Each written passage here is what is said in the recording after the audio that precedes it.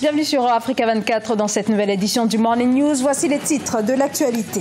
Le Forum international de Dakar sur la paix et la sécurité en Afrique ouvert ce lundi dans la capitale sénégalaise. La question du développement au menu de cette 5e édition. Faut-il revoir l'approche du tout sécuritaire dans la lutte contre le terrorisme? Décryptage à suivre dans ce journal. L'opposition mobilisée au Bénin contre le chef de l'État. Mobilisation à 5 mois des élections législatives. L'opposition dénonce un acharnement politique contre les opposants. Le très stratégique secteur du cobalt. La République démocratique du Congo assure près de 60% de l'offre mondiale de ce minerai, mais un secteur loin de profiter aux artisans qui en sont l'un des principaux acteurs. Le Forum international de Dakar sur la paix et la sécurité en Afrique s'est ouvert ce lundi dans la capitale sénégalaise. Il se tient sur 2 jours. Le développement durable du Sahel est la thématique retenue pour cette 5e édition ouverte par le président sénégalais Macky Sall.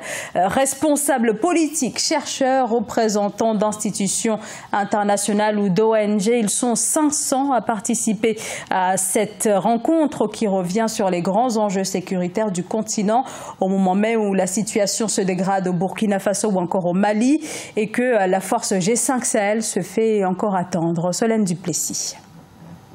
La sécurité, la paix et le développement durable en Afrique sont au centre des discussions du 5e Forum international de Dakar au Sénégal, un forum qui se déroule dans un contexte de globalisation des défis sécuritaires. Les 600 participants réunis du 5 au 6 novembre sont appelés à élaborer des réflexions sur les perspectives de coopération internationale dans la lutte contre le terrorisme et l'extrémisme violent et la criminalité.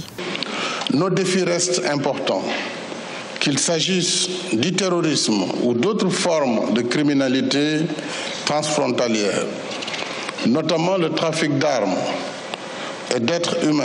Ces facteurs, mesdames et messieurs, ajoutés au péril du changement climatique, de la sécheresse, de la désertification, rendent encore plus vulnérables les stratégies de développement économique et social. Malgré la présence de forces de maintien de la paix sur le continent, l'Afrique fait toujours face à de grands enjeux sécuritaires, notamment la dégradation de la situation sécuritaire au Burkina Faso et au Mali, l'opérationnalisation encore retardée du G5 Sahel et la question du déploiement du dispositif militaire français Barkhane. Malgré les efforts de l'ONU, qu'il faut saluer, malgré la présence de Barkhane, avec les résultats obtenus, on voit qu'il y a un problème d'articulation et d'efficience. Nous avons plus de 10 000 casques bleus au Mali. Il n'est pas normal qu'avec 10 000 casques bleus, avec la force Barkhane, qu'il continue d'y avoir des forces qui perturbent le pays. Le Forum international sur la paix et la sécurité constitue un début de réponse aux problématiques de sécurité sur le continent, une rencontre de 2 jours qui offre l'opportunité aux participants d'élaborer de nouvelles stratégies face aux enjeux sécuritaires en Afrique. La Guinée-Bissau proroge la date de clôture du recensement électoral, débuté le 20 septembre. Il devrait prendre fin le 20 octobre. Beaucoup craignent à présent un report des élections législatives initialement prévues le 18 novembre. Le recensement vise à inscrire près d'1 million d'électeurs sur une population de plus de 1,8 million d'habitants pour ces élections censées déboucher sur une sortie de crise politique que traverse le pays depuis la destitution en 2015 par le chef de l'État de son premier ministre Domingos Simoes Pereira. L'opposition béninoise vend debout contre la gouvernance du président Patrice Talon. Les Béninois ont massivement répondu à l'appel des leaders de l'opposition, notamment de l'ancien président Boni Yayi. L'opposition dénonce ce qu'elle qualifie de dérive du gouvernement. Cette mobilisation intervient en effet 1 mois après la condamnation à 20 ans de prison de l'opposant et ancien candidat à la présidentielle de 2016, Sébastien Diavon, pour trafic de drogue. Reportage Lefti Oundou.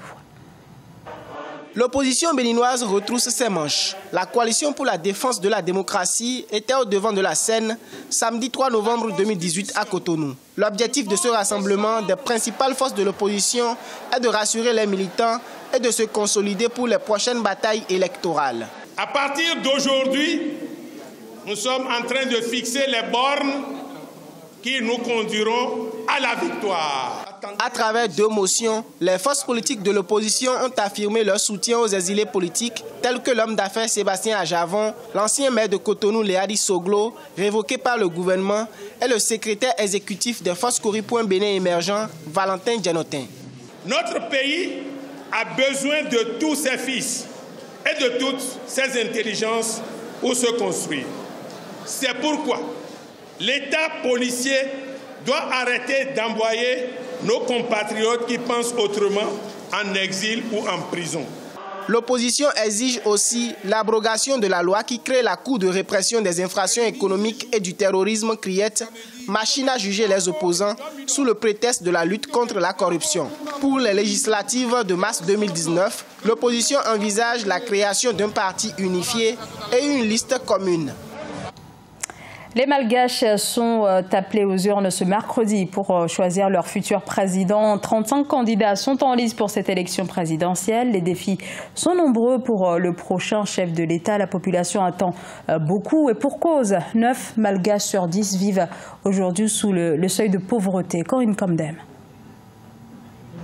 Si Madagascar possède de véritables atouts avec son sol propice à l'agriculture, des plages et paysages au fort potentiel touristique ainsi que des réserves de nickel, cobalt ou d'or pouvant séduire des entreprises minières, comme de nombreux autres pays africains, ce fort potentiel ne se ressent pas encore au niveau de sa croissance économique. Situation économique qui était l'une des principales préoccupations des électeurs durant toute la campagne électorale pour le scrutin présidentiel de ce mercredi 7 novembre. Le président qui viendra durant le prochain quinquennat aura surtout pour rôle de jeter les bases de cette nouvelle politique économique de Madagascar, de cette diversification des secteurs porteurs et producteurs, des fournisseurs d'emplois. Parce que les Redzonard Matin, durant ces 5 dernières années, s'est surtout attaché à lever les sanctions internationales et à reconquérir la confiance des bailleurs de fonds, des partenaires internationaux. Si le pays connaît des épisodes de croissance encourageants, comme les 5% enregistrés en 2017, le taux d'inflation culmine toujours à 7,8%. Le président sortant également, candidat à sa réélection, revendique un taux de croissance de 4,2% prévu pour 2018, mais cette croissance n'est pas vraiment ressentie par la population. L'économie malgache repose essentiellement sur l'agriculture et accessoirement le tourisme. 2 secteurs qui ont grandement été sinistrés à la suite de l'ouragan Enao et d'une pluviométrie insuffisante. Madagascar a plusieurs potentiels dans plusieurs secteurs économiques, que ce soit le secteur primaire, tertiaire ou secondaire. Maintenant, tout dépend justement de la priorisation du président nouvellement élu. Il y a plusieurs opportunités à prendre. Ce sera surtout de miser sur l'industrialisation. Autre facteur à prendre en compte dans la relance de l'économie malgache, les crises politiques. Au rythme d'environ une toutes les 6 ans depuis 1991, celles-ci nuisent considérablement aux épisodes de croissance économique que peuvent connaître le pays. Celle de 2009 avait notamment vu le pays ostracisé par la communauté internationale. Pas de voiture électrique sans cobalt, et le cobalt, c'est bien sûr la République démocratique du Congo. Plus de la moitié de ce minerai extrait à travers le monde provient de la RDC. Un énorme potentiel et une manne financière, mais qui, vous allez le voir, profite peu à la population. Reportage Jacques Amboka. 20% des exportations du cobalt en République démocratique du Congo sont des productions artisanales. La production artisanale du cobalt est la principale source des revenus de la province du Lualaba qui, grâce à la production minière, reste le poumon économique du pays. Les mines sont gérées à 2 niveaux. Il y a la grande mine où l'industrie minière se gère au niveau national. Cette embellie a beaucoup plus d'impact à ce niveau-là. Mais il y a aussi la petite mine que nous gérons au niveau de la province, l'exploitation minière artisanale, qui n'est pas à négliger parce qu'elle participe quand même à hauteur de 20% aux exportations.